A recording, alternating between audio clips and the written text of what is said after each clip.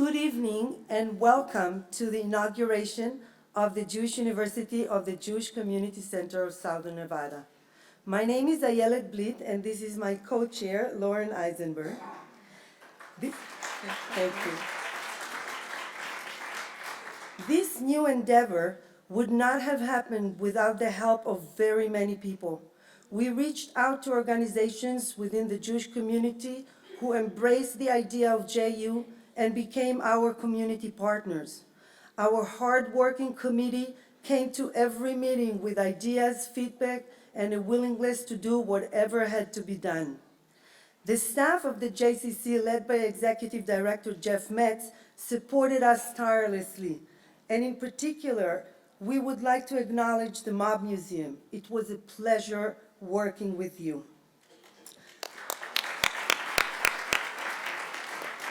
Thank you for your assistance and generosity with tonight's lecture. Please look at the screens where you will see the names of all these people. We are grateful to all of you for supporting us in making JU happen. In October of 2013, the Pew Research Center published a report called A Portrait of Jewish Americans. We want to echo one of the main conclusions that many have drawn from it: the importance of bringing Jewish education to as many people as possible. Jewish education for the 21st century that is varied in content and deep in thought, that encourages questioning and inspires individual growth. Education that invites engagement by granting access to one and all. Education that interacts with our rich traditions and culture while providing multiple pathways to connection. The Jewish University is uniquely positioned to provide this. Our classes are offered a la carte and are offered during the day, evenings, Sundays at the JCC and at Touro University. Different tracks start in January and the winter semester goes through April. Talk to any of our committee members and we'll help you find the class that you want. So now, we call on you to partner with us in our mission. Register for classes tonight, post about it on Facebook tonight, tweet about it now, take home flyers to distribute, and invite your friends to attend classes with you. Talk to people about JU or give us their names and we will gladly contact them and talk to them. And keep on doing this. Check the JU website and see what the next great class is. And do it again. Post it and tweet and talk about it. And most importantly, register for a class or two. We know you will want to come back and take more. PBS is here this evening recording the lecture for the Southern Nevada Jewish Heritage Project of UNLV. The video will be available for viewing through the JCC's website next week. Make sure to tell your friends about it. Tweet it, put it on Facebook, all those things she said. Let's make 2016 the year of the Jewish University. I'll now call on my fellow board member, Mindy Unger-Watkins, to introduce this evening's speakers. Thank you.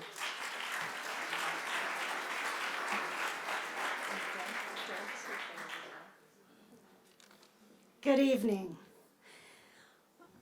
First, I'd like to introduce David Figler. Many of you know him in this room. He is a lifelong Las Vegan. He's a childhood friend. He was in AZA, I was in BBG. I've known him almost all my life. He is a Leadership Las Vegas graduate, so I've known him there too. So David is a very good friend. David is actually, his father was a World War II vet who worked as a card dealer at the Sahara for many years, and his mother was involved in the Nevada PTA, maybe with some of you, and civic and nonprofit groups. He is an icon in Las Vegas. He has the distinction of being the youngest ever to pass the Nevada bar at age 23. He first interned in Washington, D.C. for Harry Reid. He clerked early as in the U.S. Attorney Criminal Prosecution Division in Nevada, and then worked with a few law firms out of law school, providing defense with a defense attorney, Dominic Gentile. David he really has mostly handled clients that have been accused of murder and handles a lot of criminal capital cases. He has to date participated in over 100 murder cases. He was also appointed as a municipal court judge in 2003 and did that for a while. He was put in that office by Oscar Goodman. And he was also a Clark County Special Defender for capital crimes as well. So he's got a whole history in the criminal defense business as well as your main honoree tonight, if you will. For the past 12 years, he's had his own law firm, the Figler Law Group, and again, he's taken a lot of cases to the Supreme Court and does a lot of work in that area. In addition to his legal practice, David is well known for his poetry arts and his colorful commentaries and storytelling. Many of you have probably heard on KNPR his award-winning series called Ain't Necessarily So. He's a regular commentator on All Things Considered on KNPR. He writes dispatches for the Not Safe for Work Corporation, and he has titles such as Because Life in Prison plus 400 Years Isn't Enough, and as your attorney, I advise you that Miranda is bullshit, and many other legal, colorful commentaries. The two of them have known each other for many, many years. David frequently contributes to Las Vegas magazines, and his first national magazine article was a profile of course, Oscar. He is the perfect person to create the questions and vibe of this evening. Of course, our main guy is Oscar Goodman, Mayor Goodman. What can you say about Oscar that the world doesn't already know? He was born in Philadelphia in 1939, married Carolyn in 1962. They moved here 2 years later. He started taking, of course, the infamous criminal defense attorney cases that he's taken. He has represented all the clients, including Meyer Lansky, Nikki Scarfo, Herbert Blinson, Phil Leonetti, Frank Lefty Rosenthal, and of course Tony Spilatro, to name just a few. He was mayor from 1999 to 2011. His last election was with 86% of the vote. He is literally the most popular mayor in this town, with the exception of the current one, of course. He's laughing back there, I know it. He has been quoted by saying that he loved being the mayor but loves sleeping with the mayor even more. He's the first mayor to have his face on the $5, $25, and $100 chips at the Four Queens. He has a bobblehead that was created after his liking. He's the spokesperson, or has been the spokesperson for Bombay Sapphire Gin. Of course, he's got his big martini over here, or his gin over here. He is an actor. You saw him in Casino. He played himself in the movie Casino. Looney Tunes, Back in Action, Rush Hour, CSI, the list goes on. And he's, of course, all over this museum, and there's a whole display of exhibit about him right outside the courtroom here in the hallway when you walk out. He wrote Being Oscar. That's his book that he just wrote about a year ago, maybe. If you have not read it, you need to. It is awesome. And he has been approached for higher office. He has considered it. He has looked at it. We'll see if he does it. Maybe we'll push him a little bit tonight. David has referred to Oscar as the first Jewish president, so you never know. And for now, he continues to work with the Las Vegas Convention and Visitors Authority as a city spokesperson, of course, with the Showgirls. He can be found schmoozing at Oscar's Beef, Booze, and Broads, and of course enjoys his martini and his drinks. For more information, one of the best bios I found, by the way, when I was looking everything up, was in Vegas Legal Magazine. There's a great article in there, and then, of course, by his book. So without any further hesitation, David Figler and Mayor Oscar Goodman.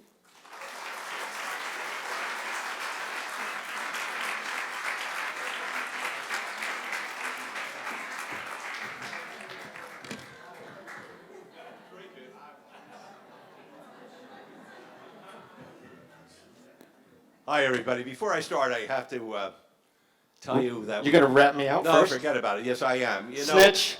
Doesn't matter. I like ratting you out because David and myself, we went over the potential of the program, a couple of questions, and he took me to a nice little restaurant downtown called Publicus, and I couldn't understand why he wasn't paying any attention. And I finally figured it out. At the end of our meal, I said, "What were you eating?"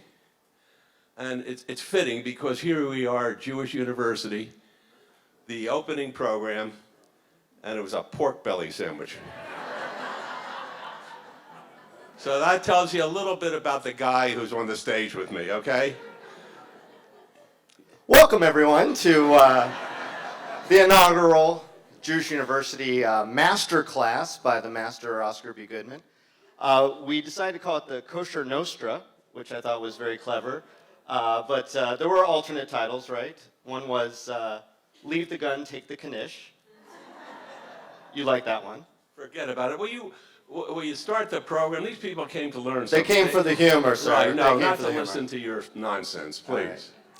All right, then. Let's jump right into it, shall we? Yes, we shall. All right.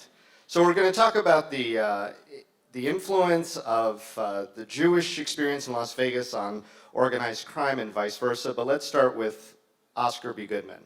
In the mid-1960s, right, your first real major law job was clerking for a gentleman named Arlen Specter.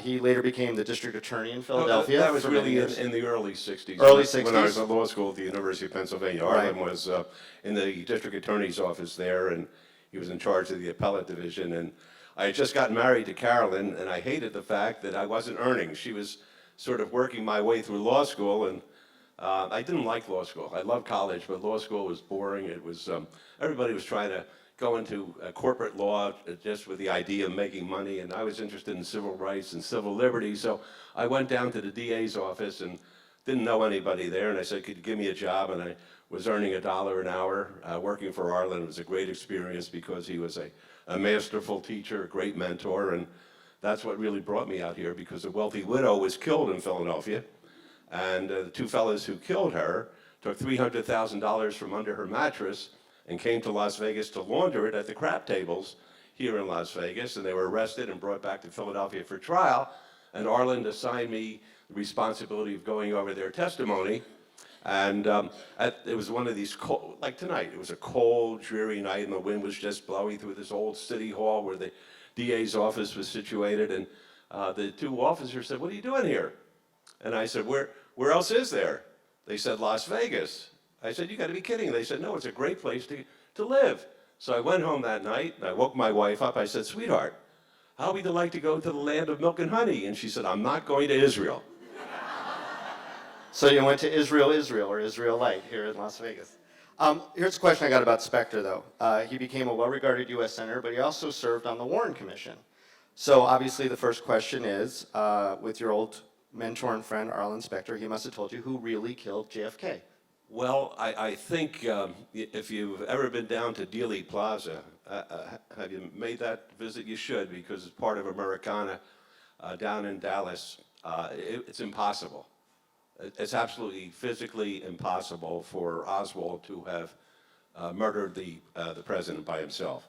It just couldn't happen. And Arlen was an advocate of more than a one-bullet theory. Did he ever talk about the mafia or their connection? Well, 'Cause, there's a lot of conspiracy theories about that, there were Bay of Pigs and all that. Well, I met it from a different angle. There were three fellows who were on the grassy knoll outside of the bookstore, and one of them was a fellow by the name of Charles Harrelson, who was Woody Harrelson's father. And years later, He comes into your world. he comes into my world because I represented Jimmy Shagra on the assassination of a federal judge down in Texas, and the trigger man was supposedly Charles Harrelson, Woody's father. So everything comes around if you live long enough. And Harrelson admitted, he said that he was the person on the grassy knoll, and then of course retracted it, as you don't know whether it's the truth or not. But I have to believe that there was more than one person involved in that assassination.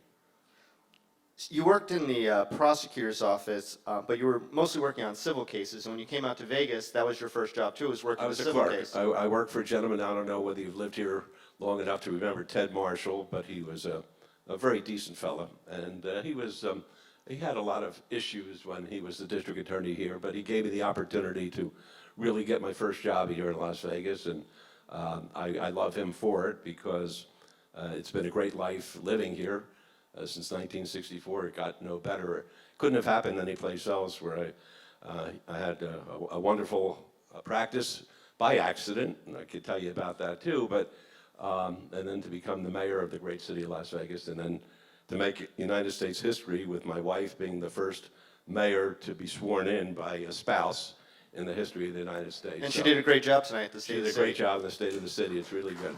Yes, she did. Thank you. Let me ask you, you obviously have made one That's of the way we're doing. I'm doing all the talking. You're just asking me things. Yeah, that's basically the I like it format. this way, to be honest with you. Yeah, no, if you want to ask me more about pork belly, I'd be glad to tell you the See, deliciousness I of knew- all the items you know, I knew at I would- Publicus. I knew I would unnerve you when I. Yeah, a little bit. Well, Well, because you were apologizing the whole way back. You said you didn't know it was a pork I belly. didn't know it was a pork Oh, belly. will you stop it? How can you not know a pork belly when you're eating a It pork belly? looked Jewish. Okay. So I thought it was gefilte fish gone weird. So, which it often does by definition. So let me ask you, when you made your reputation as a defender of the allegedly most wretched human beings on earth, allegedly, Allegedly. did you ever have a desire to prosecute? I mean, you worked in a prosecutor's office. Did you ever have a desire to prosecute folks like that? No. At any point? Why not? No, because, well, my dad was a prosecutor in Philadelphia, and I certainly respect an honest prosecutor. There's, it's a wonderful vocation or profession if you do it the right way, and he did it the right way. So I had a great deal of respect for prosecutors who do the job the right way, but I was never in a case, really, where I wasn't able to catch a federal agent in a lie. Not one case, every single case they lied, and prosecutors bent the rules as far as my clients were concerned because they had such a dislike for my clients. They figured that the ends would justify the means, and when I saw the way they were doing business, I wanted no part of them, to be quite frank with you. I like representing people to make sure their constitutional rights were protected, and that making sure that the prosecution did its job right. And I don't care what you say, when they violate the Constitution and when they use prosecutorial misconduct, they're not entitled to a conviction, no matter how evil, pernicious, venal, whatever you want to call my clients or the causes I represented. Let's focus on the impact of organized crime in Las Vegas, No such especially thing. the Jewish community. No, this building is a fraud. Right. There is no organized. And there was a misprint on your book. It says how you went from mob lawyer to mayor. What it meant to say is how you became defender of the Constitution to mayor. That's what it should have said. That's what it should have said. It was a No, typo. no, you know, for many, many years, because J. Edgar Hoover, he denied the existence of the mob, so I joined the crowd too, and I agreed with him until one time I got a phone call from a prosecutor up in Boston. He said, "Goodman, you're through." I said, "What do you mean I'm through?" He said, "You know, your client, Vincent Ferrara, they called him the animal." I'm going to say not a Jew. But I'm just going to guess. But never to, no, what happened was Vinny was captured on a wiretap or a bug that was placed in a home up in Medford, Massachusetts, and a mafia induction ceremony took place. So it's the first recorded mafia induction ceremony in the history of the world, and it was very hard to deny the existence of a mafia. I used to make fun of these witnesses who would get on the stand and they'd swear under oath that they went to some kind of a meeting and there was going to be an induction, and they brought out a gun and they said, "You'll have to use the gun," and they pointed to everybody. They brought out a knife and they said that they pricked the finger and took the blood and put it on a card with a picture of a saint on it, and then they burned the. I'm laughing at these guys. I said, you know, you watch Godfather and you're able to tell us what happened at a mafia induction ceremony? And they make people say, well, if your brother was a rat, an informant, would you kill your brother? You have to swear that you would. And if your mother's sick in bed and the boss calls you, will you leave your mother on her dying bed? And then I heard the tape, and it was verbatim. So I met with my client, and I said, "You know, Vinny," I said, "I can beat the case. You know, there were only 3 murders, and there was extortion and robberies and kidnapping." I said, "I got no problem beating the case. I said, but I don't think the jury is going to be able to get past this mafia induction ceremony. I said, I have no problem with the stupid SINK card and the knife and the gun.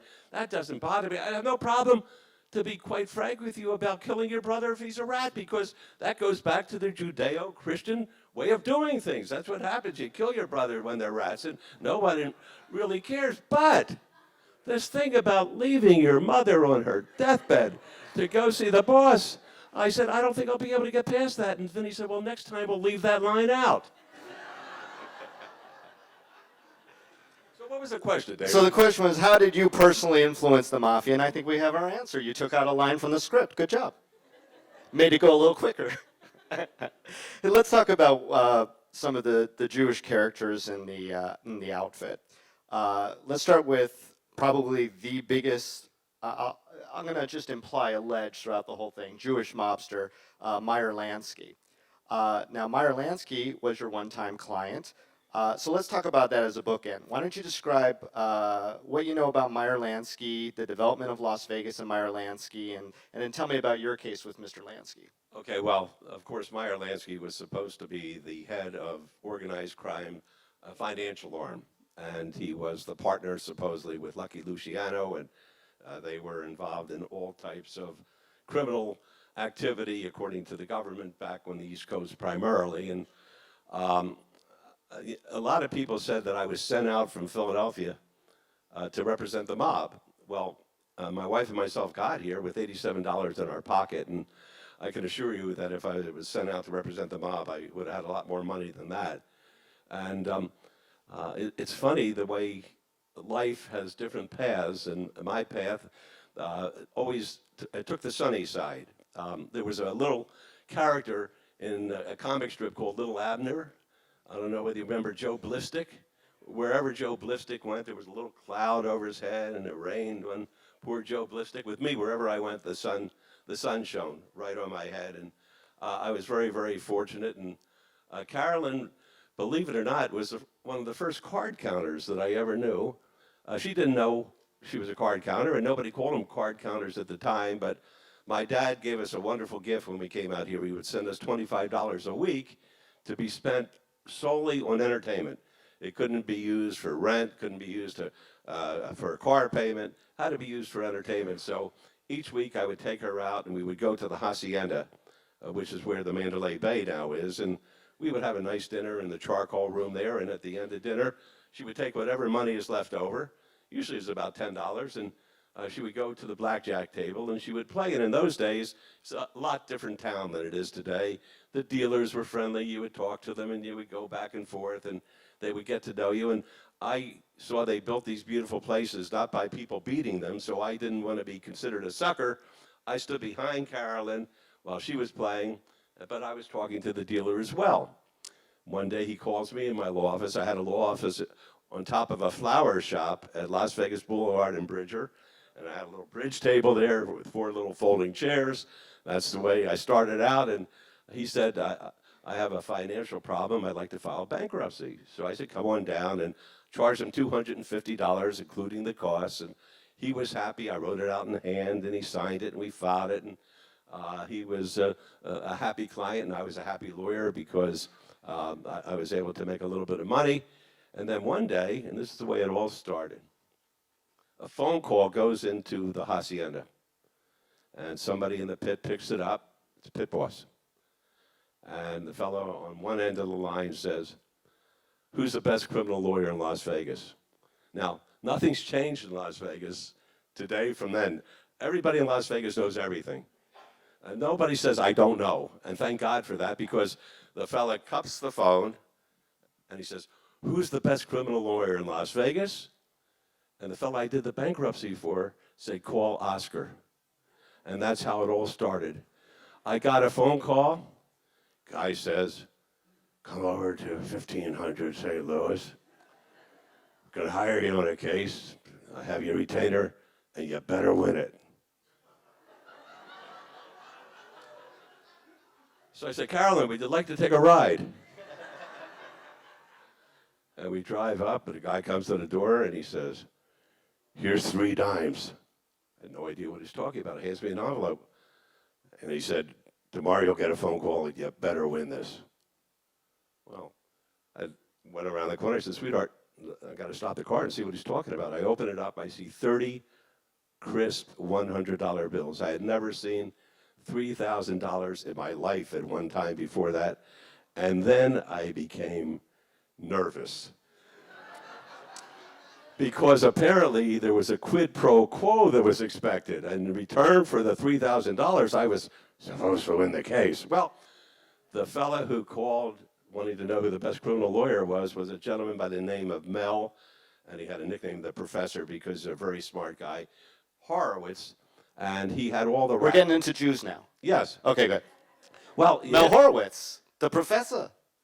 Okay, go ahead. I will never interrupt you again. So we got the three dimes, Mel the Professor Horowitz. Forget Come about on, it. You know, keep going. David, you know what you forget is, even though I haven't been actively practicing since I became the mayor, okay, I have some old clients who have Oh, said... no, I know. They came over to my house, they said, you better make them look good. That's right. Yeah, so Be careful. I'm waiting for my three dimes, but go ahead. All right. So this Mel Horowitz is a big shot within the organized crime system, and his brother had been arrested for a Dyer Act, which is the easiest crime that the federal government had to bulk up their records. All you had to do was prove that a car was stolen in one state and found in another state, and whoever was behind the wheel usually got convicted, and that's what his stepbrother was charged with. And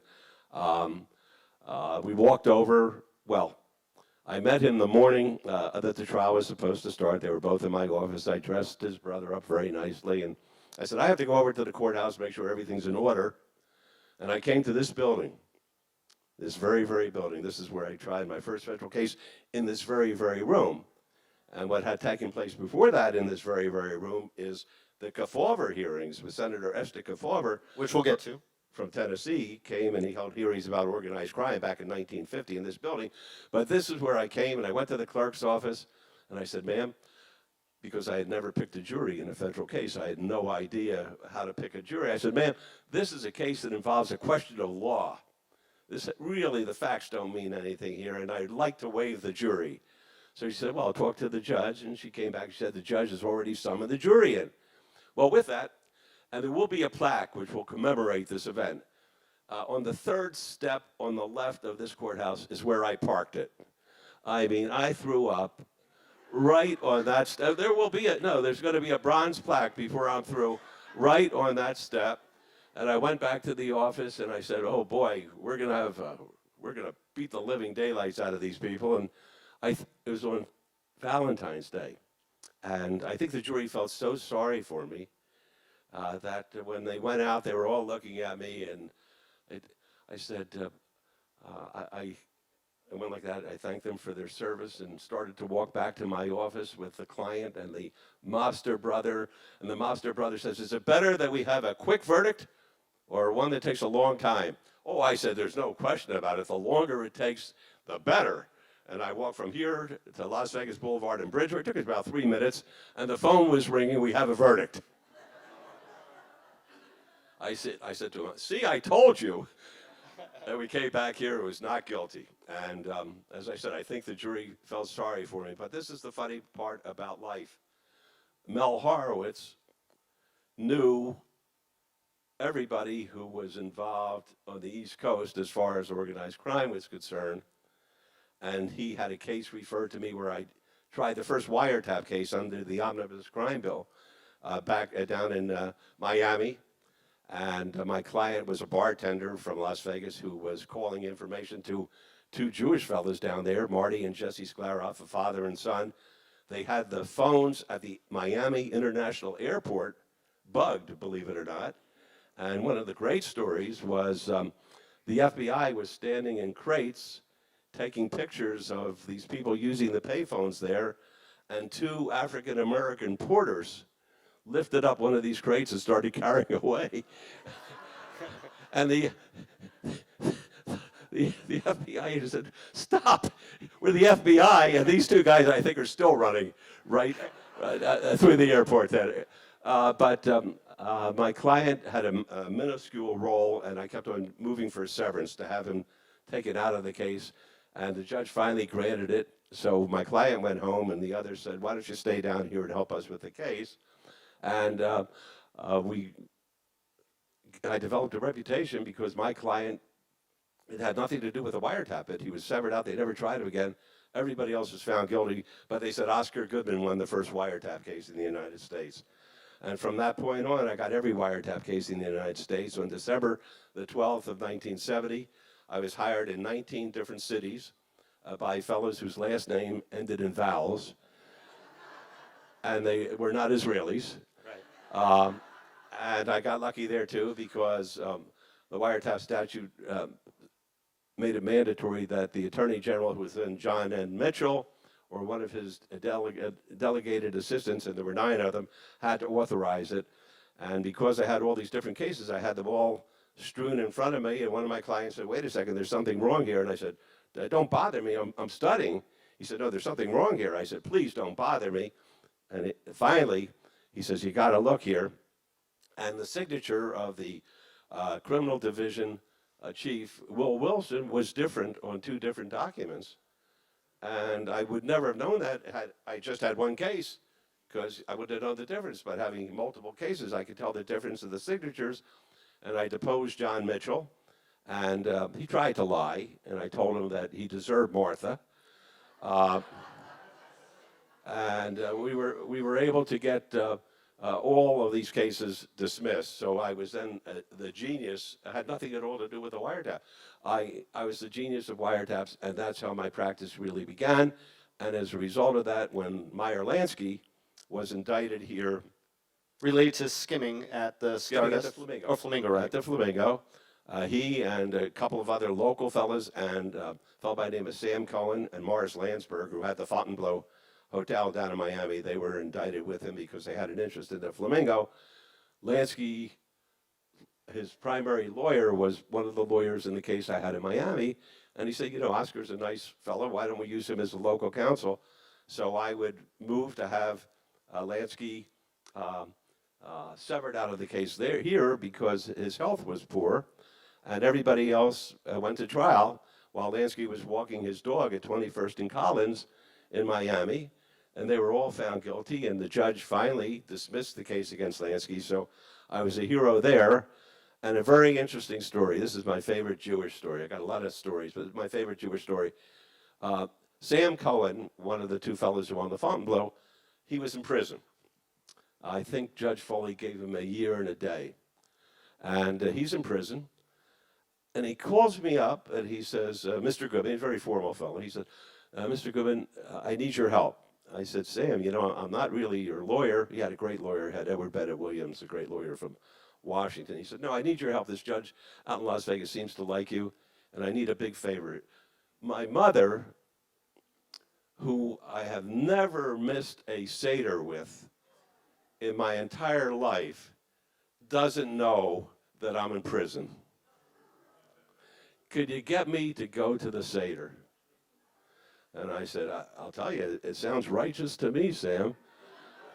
So I went to Judge Foley, and I explained the circumstances to him. I said, Mr. Cohen didn't want to break his mother's heart, never wanted to tell her that he had a problem, that he was in prison, but this is the one day that everything would fall apart and his life would be in shambles and his mother's life would be in shambles. He says, let me get on the phone. And he called up the federal prison. It was at Eglin Air Force Base down there outside of Miami, and had Sam released to go to the Seder. And after the Seder, Sam went back to prison, and his mother never knew the difference. And as far as I'm concerned, that was a mitzvah of mitzvahs. And You were his personal Moses. You got him out of bondage. David, Come on, that's a perfect mix. That wrapped it up. I'm doing all the talking, you're getting all the laughs. How's that work? Oh, I learned from the best. Let's talk about Meyer Lansky real quickly. So Meyer Lansky actually had a large influence early on in the gambling history of Las Vegas. He was one of 4 Jewish men who took over the El Cortez, let's talk about downtown Las Vegas, from Mr. Housel's. So this is 1945. So you got Meyer Lansky, you got Mo Sedway, you got Gus Greenbaum, And you got a gentleman named Benjamin Siegel. Benjamin Siegel. And don't call him Bugsy. I wasn't gonna. So you got these four guys. They're running the El Cortez. This is before Gus Greenbaum and Bugsy and Sedway all migrate over to the Flamingo to take that over from Wilkerson and make Las Vegas history there. So you got Sedway, Jewish guy, Lansky, Jewish guy. You got Greenbaum, Jewish guy. They're all kind of gone. Well, especially, Gus Greenbaum's gone before you get to Vegas. He's gone with a bullet to the head. Well, he was, two of the four were subject to the rule that, see, Las Vegas was an open city. And that meant no one particular crime family had control over it. And there was sort of a commission that Lansky was supposedly the head of that had a rule because they didn't want to bring additional heat from the federal government on Las Vegas. And the rule was, if we're going to kill somebody, kill them outside of Las Vegas. So two of those fellas, So Greenbaum gets it in Arizona. they slit not only his throat and On his wife. sever his head, but they also they were equal opportunity employers. They slit his wife's throat as well. Well, that's what happens. And then Bugsy in L.A. He got shot with a rifle through his window, and he died in Los Angeles. So Right. The tradition was, at that point in time, if you're going to kill somebody, kill them outside of Las Vegas. Now, Sedway died of natural causes. Meyer Lansky went on to be It's represented interesting, you by know, when the you're talking best about guy. Sedway. Yeah. Sedway was one of the fellows who did their minion, and his son turns out to be a very prominent optometrist, I believe. Marvin was an optometrist and a member of the Nevada Assembly, very respected citizen here in Las Vegas, which happened with so many of these fellows whose families came to Las Vegas as outlaws from someplace else because in 1931, when they legalized gambling in Las Vegas and Nevada, they found this to be a refuge where they weren't going to be bothered by law enforcement because what they were doing in the various towns where they lived was illegal. Here it was legal, and they came out with their families, and they became leading members of our community, to be quite frank with you. From the Jewish perspective, Mo Dalitz was one of the great philanthropists. He helped build Sunrise Hospital. He built Paradise Homes. I mean, he was a man who was the humanitarian award winner for the B'nai B'rith. And when he came here, they were saying that he was a member of Murder Incorporated. So when you come to Las Vegas, you had a new start. Now, we had you mentioned the Kefauver hearings that took place in this room as Yeah, well. yes. By the time they made it to Vegas, though, they kind of came up empty. All the fervor that they had caused were in many of the other cities that they had participated in. As the story goes, and a lot of, I think, people will agree that the crackdown on organized crime back east related to the Kefauver and other political pressures drove a lot of those folks out to Las Vegas. And like you said, it's an open city where reinvention was possible. At the same time, a lot of Jewish fellows who were involved either with the outfits or connected one way or another were coming out to Las Vegas, and they longed for, a little bit of the religion that they knew, of the normalcy that they wanted maybe. And at this time, the Jewish Community Center's coming up in Las Vegas, yeah. downtown, and then When I ultimately the building of Temple Beth Yeah, Shalom. when I moved to town, Temple Beth Shalom was the only temple down at 17th and Oki. And the community center there was named the Ruby Kolod Community Center. And Ruby Kolod was actually an associate of Lansky and his friends. And he was placed in the Black Book, which was this list of excluded persons. He wasn't allowed to even enter a casino. The placement was without a hearing in those days. They just placed people in it. We changed the law since then where you have to have a hearing. And after a while, because of his relationship with Dalitz and the fact that Dalitz was so admired and respected and such a stalwart citizen here, they took him out of the Black Book. That was unprecedented, but here they named a community center after him. I think we should name this the Ruby Kolod Jewish University. Bring back Ruby? No, well, forget about it. How about the Meyer Lansky Jewish University? I think we would have a lot of attendees. How do you like that? I think they would come from all over the country. Well, the prosecution you were involved with Lansky was one of his last before he passed, right? And he beat it. You beat him for him. I got the charges dismissed against him. As I say, he walked his dog along Collins for a while after that, and then passed away. I got a question here, and I just want to do it. So I want to talk about the late 1960s. You're already here in Las Vegas and getting established quickly. This is on the verge of the Howard Hughes era where corporate gambling law gets passed and all those folks are coming in. But you got a lot of interesting involvement with the development of Vegas and Jewish folks and what was purported to be the outfit. I'm going to just drop some names and you tell me about this time in Las Vegas. So Caesar's Palace gets built with a big loan from the Teamsters. There's two fellas at the front of it all, Stanley Mallon and Jay Sarno. Well, they weren't really that involved with the building of Caesars as much as they were with Circus Circus. They were definitely, when people say who is the genius that created Las Vegas, a lot of people will say Steve Wynn.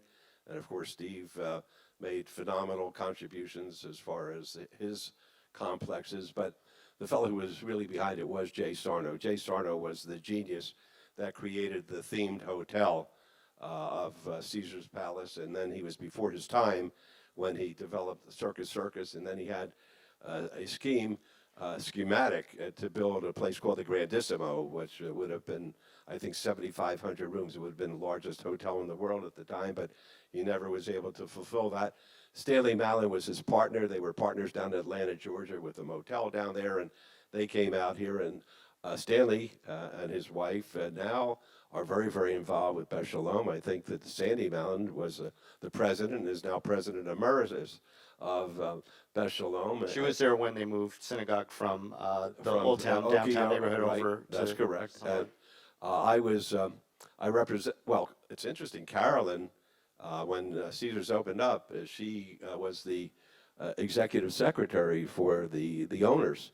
The gentleman from Baltimore who was in the insurance business, another fella, Jerry Zarowitz, who had a long background as far as gambling was concerned, and Sarno and Sandy Waterman, all those folks. And there was a time, believe it or not, and she may argue with me, but she says I reinvent history.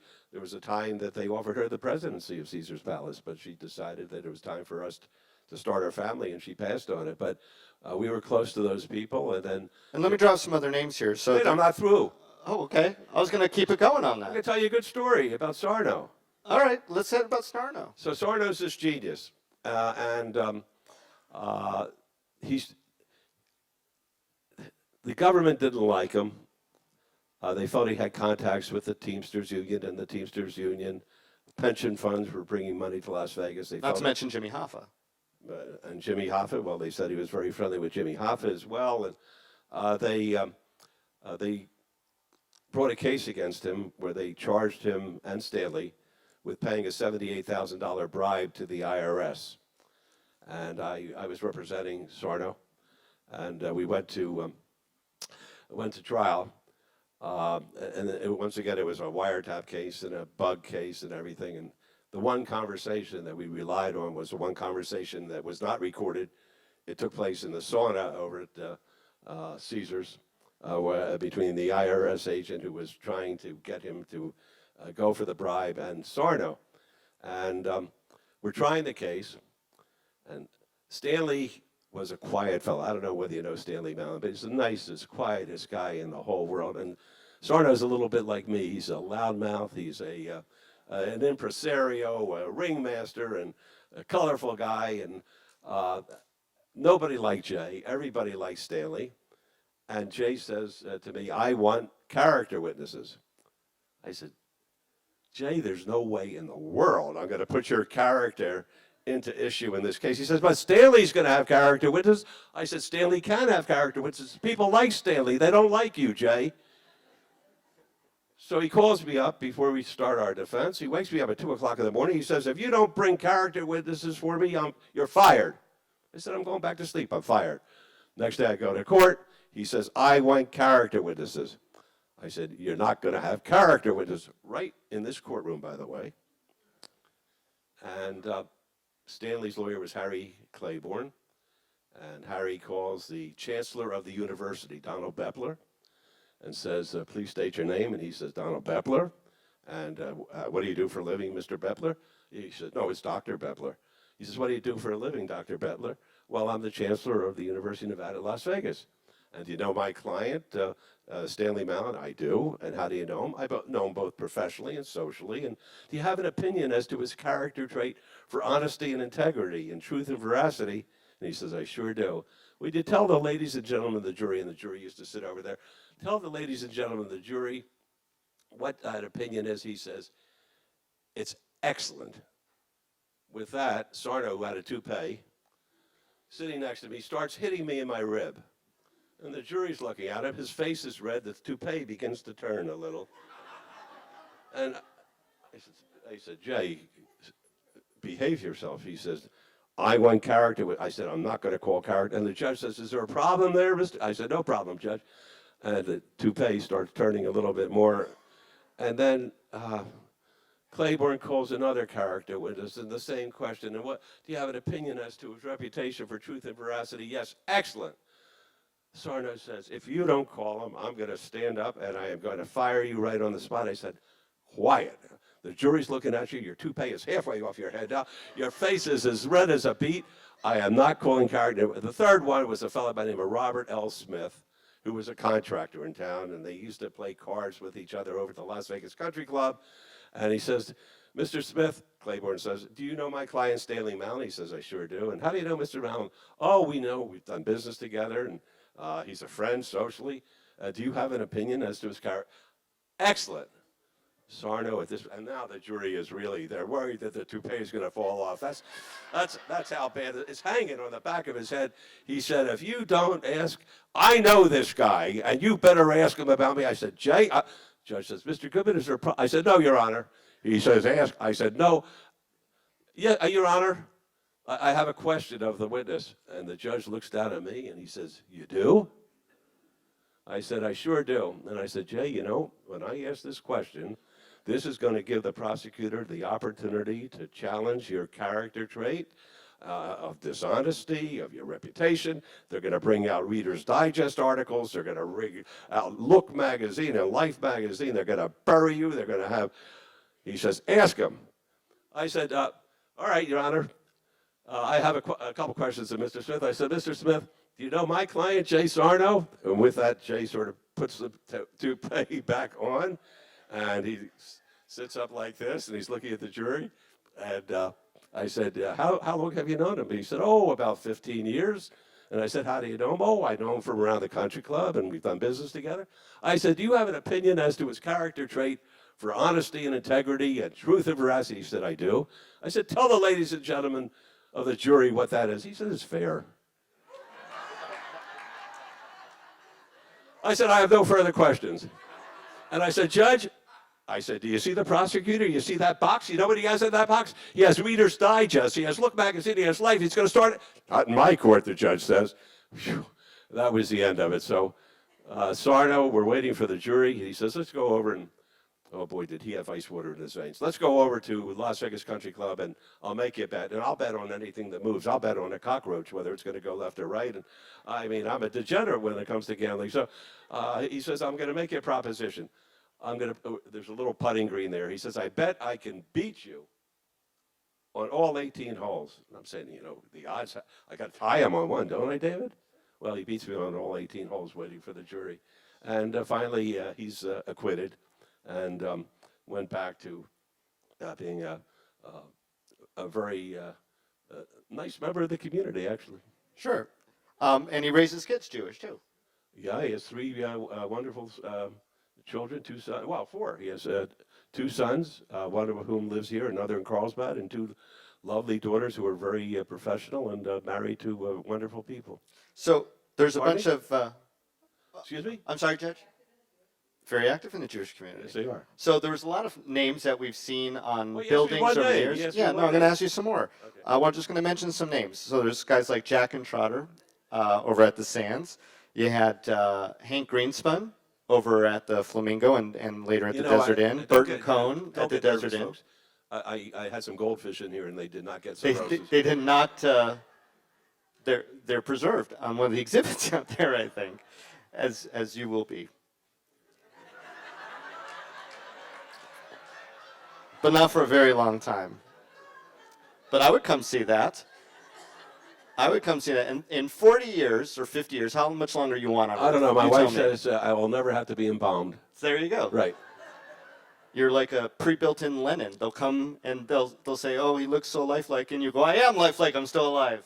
Well, now I have to tell you about my image of Madame Tussauds. Oh yeah, of course. You're one of the few It looks mayors. it looks more like me than I do. As a matter of fact, it was great when they had the debut of it, and with a martini glass, and my grandson came, and I said hi, and I call him Shmuley. I said hi, Shmuley, and he runs right past me and hugs the stupid statue.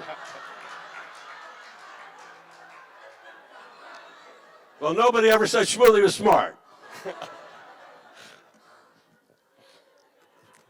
You got an eye roll from your daughter on that one. So I mentioned some names: Jack and Trotter. What are you doing? Just mentioning names? Yeah, Herb Tobman and Alan Sachs, Burton Cohn. I mentioned Hank Is there a Greenspun, question Alan to go along? Glick. These are all Jewish fellas who were involved with the casino industry in the time that you were here. What was the impact? You saw them at Temple. You became the president of Temple Beth Shalom at some point. You'd see these folks come up. Just because they're closely affiliated with businesses that are ostensibly run by the outfit at that time, was there any tension? Was there any moral issue? What was going on? No, you have to. The way it worked was this. I don't want to start with the Gaming Control Board people and the politics that happened in Nevada, but the people who were in charge of the regulatory framework here of casinos really felt that Italian Americans were an easy target. And for some reason, they didn't really pick on Jews. It's very funny things. So some smart people were able to figure out, since there was a hidden ownership of the casinos, usually by Italian families involved with organized crime around the United States, that the front people would be the Jewish people who would be in positions of responsibility as far as the casinos were concerned. And they were all very well respected. They were good citizens. They did their work. And the only thing that was taking place that was illegal wasn't murderers or beating people over the head, but basically there was a skim where they were trying to take money before taxes were paid on it and taking it off the top and then sent around the country to the various crime families. And a lot of these Jewish fellows who I knew, they were involved one way or the other as far as assisting the skim. So, But no one knew this, of course, because no one knew the casinos were being owned by undisclosed persons. That's number one. And number two, they certainly didn't talk about the skim. So as far as the community was concerned, everybody thought that these were stalwart, great people, and they were members of the temples, and they gave money to all the good charitable causes in town. There was no problem. well, it's funny because, a lot of people today say, oh, and I'm not saying I buy into this, but this is a common thread of people who have been in Las Vegas a long time. You'll hear people say, oh, Las Vegas was so much better when the mob ran things and this sort of thing. You've heard that expression before, right? I have. So are you saying that at the time, everyone was sort of ignorant to the idea that these fellows coming in from Cleveland and these fellows coming in from New York, et cetera, just had no connection at all, that the mob was not involved at all with the casinos? Absolutely, absolutely. Had I known, see, I found out what I was doing when I saw the movie Casino. Up until I saw the movie Casino, I thought I represented this client. I thought I represented that client. It turns out I'm representing people who hate each other, who are sitting in my waiting room in the office. They hate each other. They would kill each other. And I think everybody's friendly and they're, they have their individual problems, and I'm defending them on it. But when I saw the movie and I saw the relationships and what was taking place, and I read the wiretaps, which were taking place that had not been disclosed, I found out the real story. And had I known the real story, I would own several islands in the Caribbean right now. I would have at least two. Or you would be buried under one of those islands in the Caribbean if you knew the real story, possibly. No. I would have two Lear jets. I thought I was getting well paid. I thought they treated me right, but I had no idea. Had I known what I was really doing and who I was really representing at the time, I would have charged 10 times what I charged. Now, you represented both Frank Rosenthal, Right. a.k.a. Lefty Rosenthal, although people didn't really call him that. No. And then you also represented Tony Spilotro Right. at the same time. At the same time, and I found out afterwards, and I still find it hard to believe, that apparently these two fellas that I represented, who I thought were friends, that one was stripping the wife of another. I don't know any other way to put it, but I wouldn't have dreamed it in a million years. I mean, I represented each on their own individual problems and had no idea as to what they were representing and who they were representing and whose interests they were representing. I had suspicions that perhaps Alan Glick, who was the head of the Argent Corporation that owned the Stardust and the Marina Hotel and the Sahara and the Hacienda and the Fremont, when I saw the way he interrelated with a guy like Rosenthal, when Rosenthal walked into his office, I felt that maybe he considered himself to be subservient to Rosenthal, but nobody ever said that Glick was a hidden owner, the front man for the mob. And as it turns out, that appears to have been the case. Whether he did it as a intentional thing or he was an unwitting dupe, I don't know. But had I known that, I would have, my whole life would have been different had I known really what I was doing. I never knew what I was doing. It's an amazing thing. A guy can go through life not knowing what he's doing. So, do you consider Casino then to be more documentary than I piece of think fiction? that the portrayal of De Niro of Rosenthal was very accurate. In representing Spilatro, I never heard him use a expletive or a defamatory expression as far as in the movie he said something about me being Jewish or And he berates De Niro's character. Rosenthal calls him a mother expletive Jew. Don't you know where see, your money comes from? I never saw that. I never saw him use drugs, and I represented Tony all over the United States. He was in trouble at every place, and we would go to a city, and we'd usually have a room next to one another in the hotel, and I never saw him use drugs. The truth of the matter is, when he came into my office, he was probably the nicest person who walked through those doors. He was always kind to my staff. He always treated them very nicely. He never used profane language around women. I mean, he was a perfect client as far as I was concerned. I wish I had 1,000 Tony Spilatros as my client. But you know, when he's portrayed in the movie, they have him as an animal, and I just never saw him in that light. So, in retrospect, knowing all that now, do you think that the relationship between like Tony Spilatro and Frank Rosenthal was sort of reflective of the relationship between the Italian mafia and the Jewish fellas, especially here in Las Vegas? Well,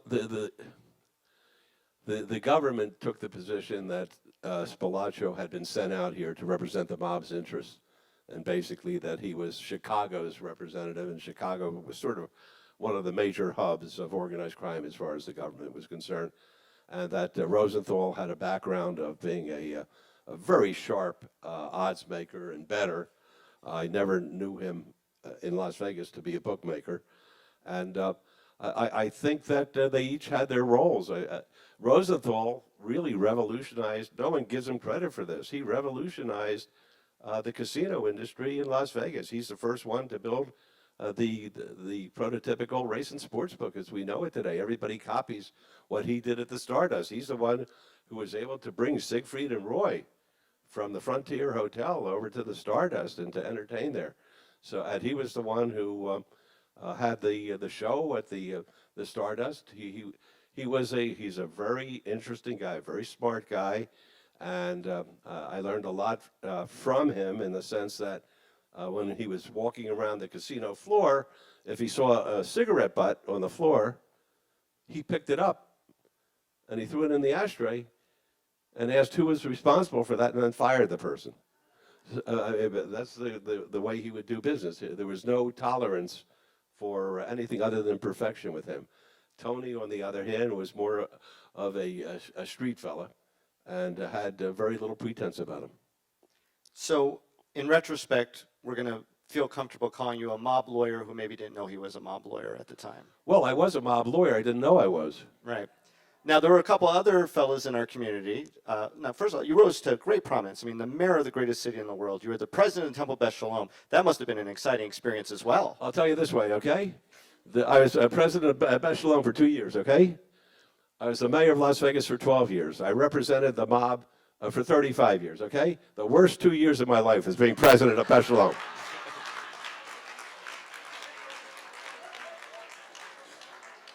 I mean, I don't want to cast aspersions on anybody, but I was raised to think that, you know, the people associated with the synagogue were supposed to be holy. That's what we should have a class on, the history of rabbis in Las Vegas, and that would be an interesting topic. That might be too explicit. All right, so this brings the end of the conversation. So That's that went nice and quick, but we got questions from these beautiful people. You know, I want to talk about Richard the Fixie Perry. We could talk about Richard the Fixer Perry. We could talk about Morris Schenker. We could talk about Fat Herbie. You don't want to say bad things about Fat Herbie. No, but you know, represent Herbie him. wasn't fat. That's the amazing thing. Everybody. All right, our called- first question is, why do they call Fat Herbie Blitzstein because fat? you know why? Because he looked like he was fat, but he wasn't. He was like a piece of granite. This guy. There was not an ounce of fat. If they had, like today with the football players, they dunk them in water or something and weigh them. Right. He has zero body fat. So don't call him Fat Herbie. I'm not. Well, that was his nickname. Well, that's before they shot him. Who? And who shot him? There were a couple of guys. I don't even want to talk about that though. All right.